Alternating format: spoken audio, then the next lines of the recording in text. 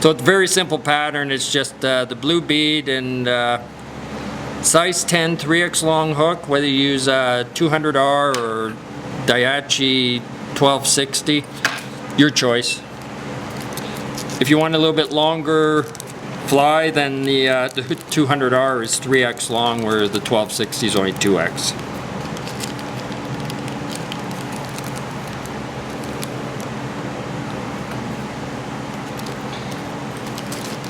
Should remember to put this stuff in bigger bags.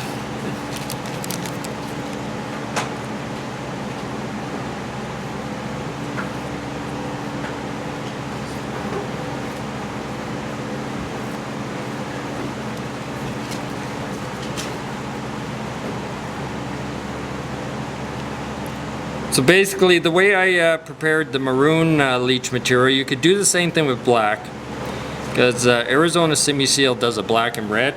So then all you have to do is add blue flash to it, and you can add a little bit more of the blue if you want, or a little bit more of the red flash if you want. But it's you can see the material is quite flashy. And again, just measure your tail length, so it's going to be about 3/4 of the length of the shank over the back of the hook. Same thing as before, fill part of the bead up with the material.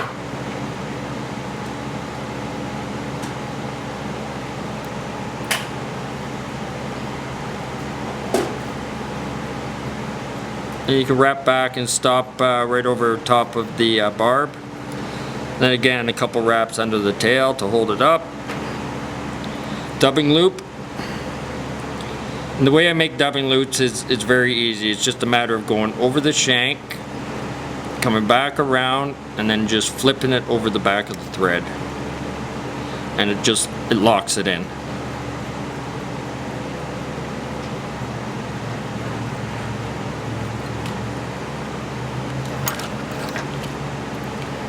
And when you're placing your material in the loop, just keep in mind to keep it sparse for at least 3/4 of the shank, and then maybe the last pinch you put in, make it a little bit thicker. So that's basically what I'm using.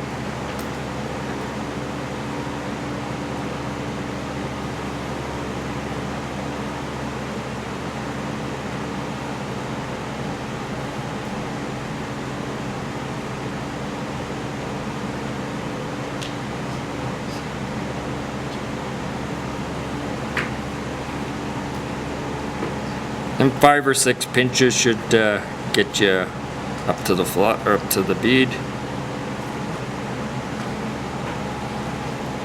And when it comes to dubbing loop spinners, if you have one of those shorter weighted ones, you can always pinch your loop right below the last pinch of dubbing, and then just give that thing a spin. And then when you let it go, it'll spin it up really nice.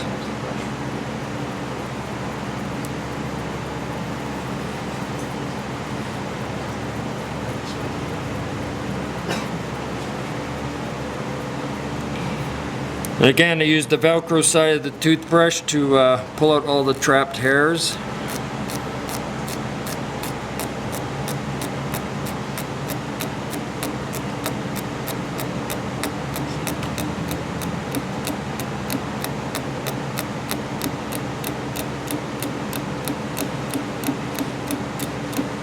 And I don't know how well you can see that, but it kind of makes the core of the dubbing loop really thin.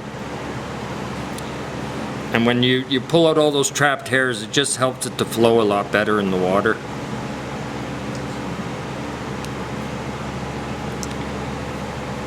Then basically it's just one wrap in front of the other, and every wrap stroke those fibers to the back of the fly.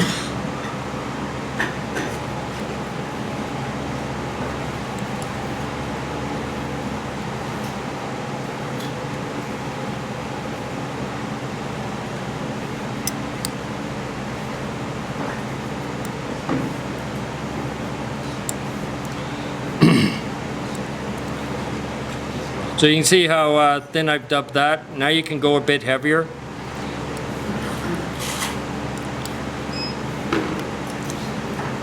It just helps to give, once the fly is wet, it gives it a much thinner profile that way.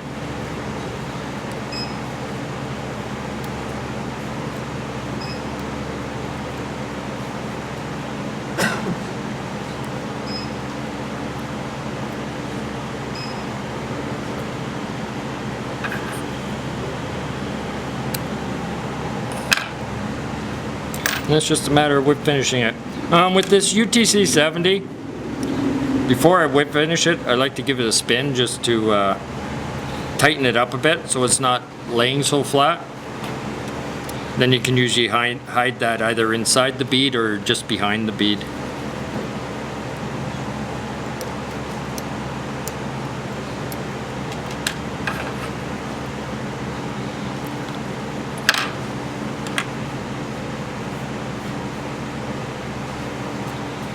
And then use the toothbrush bristles to comb that out. And this pattern just seems to work everywhere.